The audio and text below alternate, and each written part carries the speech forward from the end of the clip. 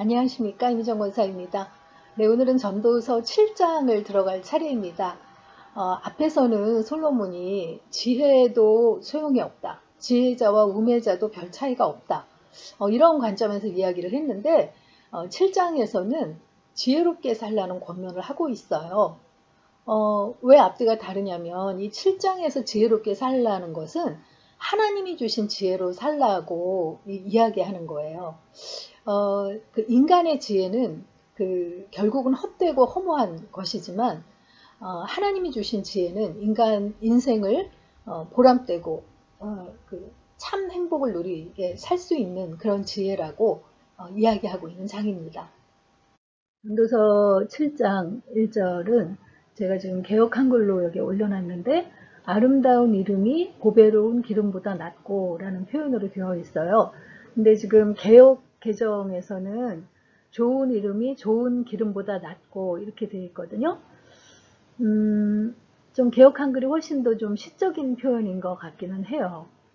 여기서 그 좋은 기름, 보배로운 기름이라는 거는 그 중동 지방에서 감람나무 열매에서 추출된 값비싼 향유, 감람유를 가리키는 말인데, 당시에는 굉장히 여러 가지 용도로 이 기름이 사용됐대요.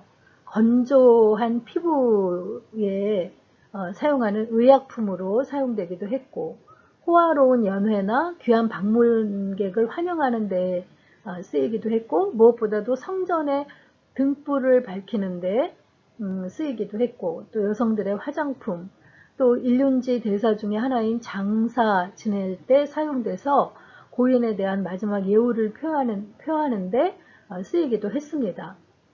그런데 솔로몬은 이렇게 귀한 향 기름보다도 아름답고 풍성한 향기를 드러내는 것이 있다고 했는데, 그것은 바로 좋은 이름이라고 이야기하는 거죠. 솔로몬이 말하는 그 아름다운 이름, 즉 좋은 이름이라는 것은 무엇일까요? 그 의로운 삶을 살아냄으로 인해서 복되고 고귀한 평판을 얻는 것이라고 할 수 있습니다. 사실 그 사람들은 그 기름이 뜻하는 재산이나 재능, 그리고 명예를 뜻하는 이름 중에서 무엇이 더 필요하고 중요하냐고 하면 보통은 그 기름 쪽을 더 선택하는 경우가 많죠. 그런데 인생을 살아갈수록, 살아있는 날이 얼마 남지 않았을수록 그 이름이 중요하다는 사실을 사람들이 깨닫는다고 합니다. 우리 그 성도들도 어떤 그 이름을 남길 것인가, 복되고 고귀한 평판을 얻을 것인가, 이것을 더 중하게 여기는 그런 사람들이라고 할 수 있겠죠. 1절에 이어지는 그 이야기가 죽는 날이 출생하는 날보다 나으며 라고 표현하고 있는데, 이어지는 2절에는 그 초상집에 가는 것이 잔치집에 가는 것보다 나으니 라는 또 유명한 표현도 있어요. 그 마음이 편하기로 치면은 장례식장보다 결혼식장이 훨씬 좋죠. 장례식장은 아무래도 많은 사람이 울게 되는데, 결혼식장에서는 훨씬 웃음이 많잖아요. 먹을 것도 풍부하고요. 그렇지만 이제 흔히들 호상이라고 그래서 나이 드신 분들이 돌아가실 때는 그래도 좀 낫지만, 어린 자녀들을 둔 가정에서 아버지나 어머니가 세상을 떠나게 되면 굉장히 그 장례식은 참 마음 아픈 장례식이 되죠. 그리고 또 우리가 부모는 돌아가시면 뒷산에 묻지만 자녀는 죽으면 가슴에 묻는다는 그런 말이 있듯이, 자녀를 잃은 장례식장에 조문을 가면 굉장히 또 우리가 슬픈 그런 또 모습들을 많이 보게 됩니다. 그것처럼 우리가 확실히 결혼보다는 죽음을 경험하게 되는 장례식장에 가면 인생을 깊이 생각하고 또 영원을 바라보는 그런 자세를 가지게 되기 때문에 지혜자의 마음이 초상집에 더 있다는 것을 인정하지 않을 수가 없죠.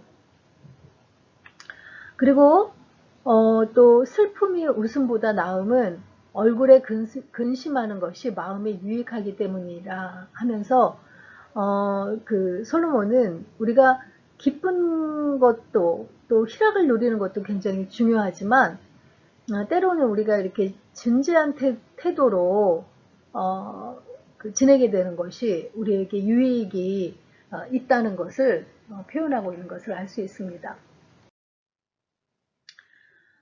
이어서 또 5절에 지혜로운 사람의 책망을 듣는 것이 우매한 자들의 노래를 듣는 것보다 나으니라 하면서 우리가 흔히 듣는 그런 표현을 하고 있는데 꾸지람이나 책망을 좋아하는 사람은 거의 없죠. 우리가 꾸지람 들으면서 좋은 마음으로 듣기는 굉장히 어렵잖아요. 그런데 사실 책망을 하거나 꾸지람을 할 때 그 내용이 맞는 경우가 되게 많거든요. 그래서 그 책망을 들으면 잘 듣고 그것을 따라서 행동을 우리가 바꾸게 되면 굉장히 우리 삶이 나아지는 경우도 많은 건 사실이라는 거예요. 그렇기 때문에 지혜로운 사람의 책망을 듣는 것이 우매한 자들의 노래를 듣는 것보다 낫다고 이렇게 또 표현을 하고 있습니다. 8절부터 14절은 더 나은 선택에 대해서 이야기하고 있는데 8절에는 일의 끝이 시작보다 낫고 인내가 교만보다 낫다라고 이야기하고 있어요. 독일 속담에 끝이 좋아야 모든 것이 좋다라는 말이 있는 것처럼 좋은 끝맺음은 이전의 모든 과정을 아름답게 승화시키는 그런 힘이 있죠.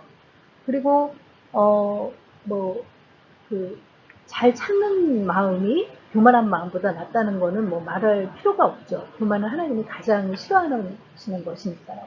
그리고 이어서 9절에 급한 마음으로 노를 바라지 말라. 노는 우매한 자들의 품에 머무름이니라 하고 잠언에 있을 법한 이런 교훈을 하고 있는 것을 볼 수 있습니다. 그리고 옛날이 오늘보다 더 나은 것이 어찌미냐 하지 말라. 이렇게 묻는 것은 지혜가 아니니라 하고 있어요. 우리가 성경을 읽다 보면 하나님께서 가끔 과거를 기억하라고 명령하실 때가 있거든요. 그런 경우는 보면은 과거에 하나님께서 베푸신 은혜를 잊지 말고 지금도 그 하나님이 나와 함께 하심을 기억하라라는 의미로 과거를 되돌이켜 보라고 잊지 말라고 하시는 경우가 있다는 걸 알 수 있어요. 그런데 그럴 때 말고는 과거가 옛날이 오늘보다 나았다라고 하지 말라는 거예요. 그게 지혜가 아니라고 하는 거예요. 지난번에도 이런 이야기를 한 것 같지만 진짜 우리가 살다 보면 참 그때가 좋았어 라는 표현을 되게 많이 하는 것 같더라고요. 근데 가만히 보면 지금 내가 살고 있는 지금 이 상황도 지나고 나면 더 나이 먹고 나면 그때가 그래도 좋은 시절이었네 라고 떠올리는 경우가 많을 거라는 거죠. 그러니까 항상 그때가 좋았어 라고 그렇게 되뇌이며 살면 얼마나 참 어리석은 인생이 되겠어요. 지금 허락하신 이때를 감사함으로 누리는 것, 그것이 지혜자의 삶이라고 솔로몬도 지금 이야기하고 있는 것입니다.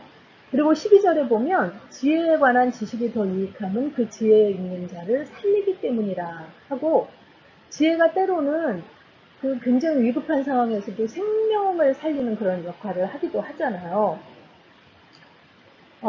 그래서 이 지혜가 유익하다. 이게 세상적인 꼭 지혜만이 아니라 하나님이 주시는 지혜, 그것이 참 지혜라는 전제하에 이야기하고 있는 것이죠.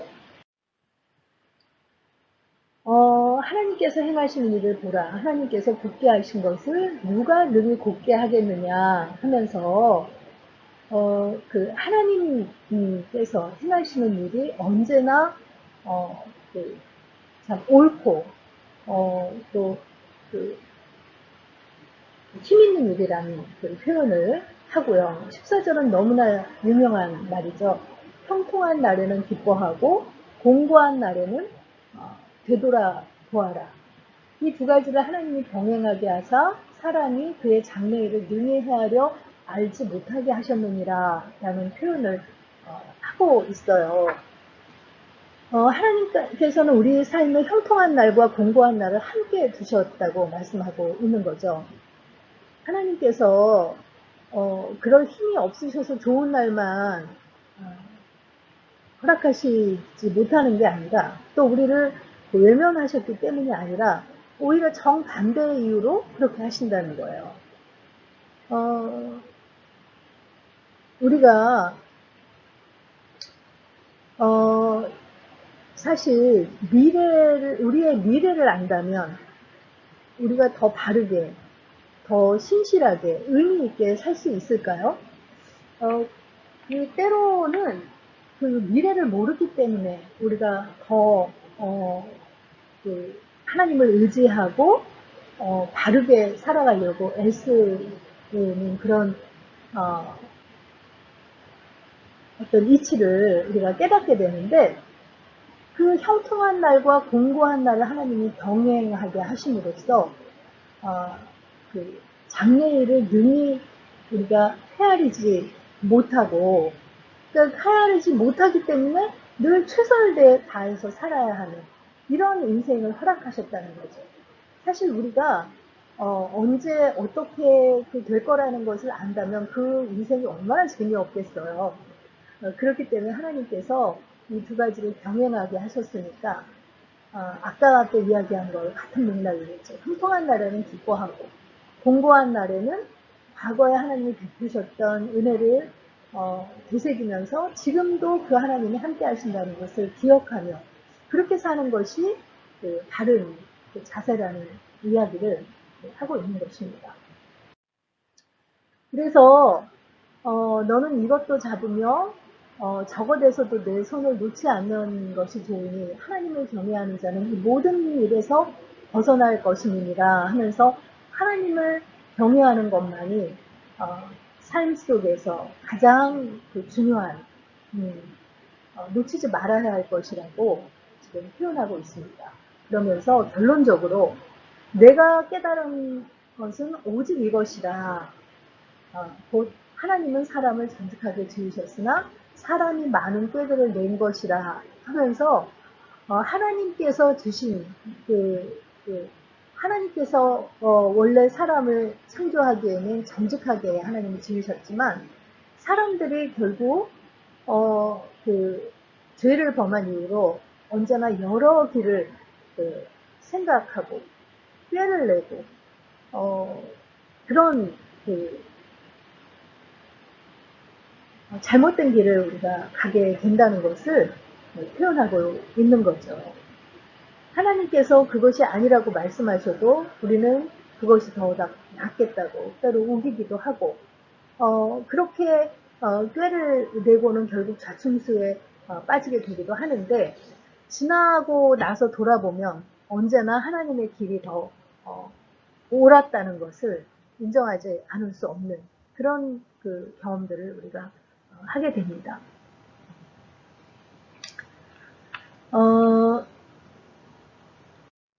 그래서 오늘의 묵상 포인트는요, 나는 지금 하나님의 지혜로 살아가고 있는지 사람의 지혜로 살아가고 있는지 묵상해 봅시다 하는 것입니다.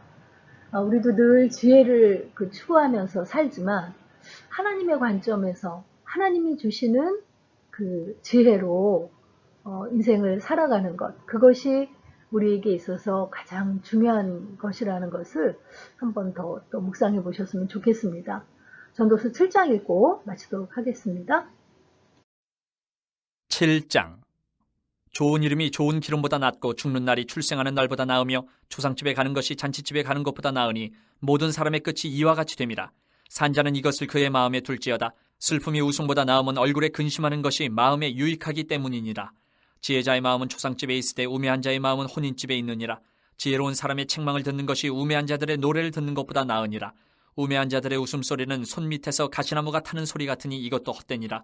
탐욕이 지혜자를 우매하게 하고 뇌물이 사람의 명철을 망하게 하느니라. 일의 끝이 시작보다 낫고 참는 마음이 교만한 마음보다 나으니 급한 마음으로 노를 바라지 말라. 노는 우매한 자들의 품에 머무름이니라.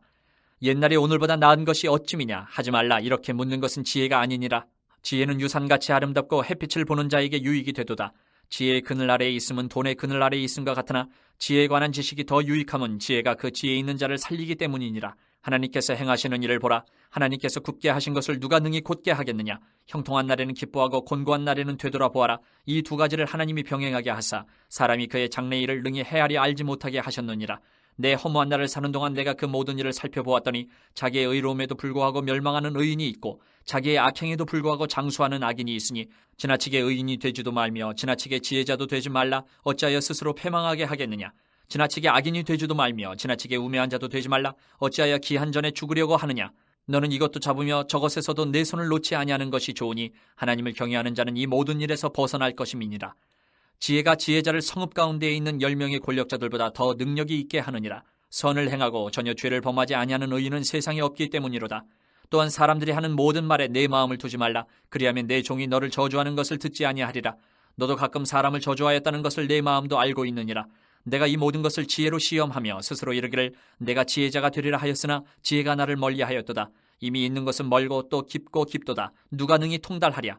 내가 돌이켜 전심으로 지혜와 명철을 살피고 연구하여 악한 것이 얼마나 어리석은 것이요 어리석은 것이 얼마나 미친 것인 줄을 알고자 하였더니 마음은 올무와 그물 같고 손은 포승 같은 여인은 사망보다 더 쓰다는 사실을 내가 알아내었도다. 그러므로 하나님을 기쁘게 하는 자는 그 여인을 피하려니와 죄인은 그 여인에게 붙잡히리로다. 전도자가 이르되 보라 내가 낱낱이 살펴 그 이치를 연구하여 이것을 깨달았노라. 내 마음이 계속 찾아보았으나 아직도 찾지 못한 것이 이것이라. 1000사람 가운데서 한 사람을 내가 찾았으나 이 모든 사람들 중에서 여자는 한 사람도 찾지 못하였느니라. 내가 깨달은 것은 오직 이것이라. 곧 하나님은 사람을 정직하게 지으셨으나 사람이 많은 꾀들을 낸 것이니라.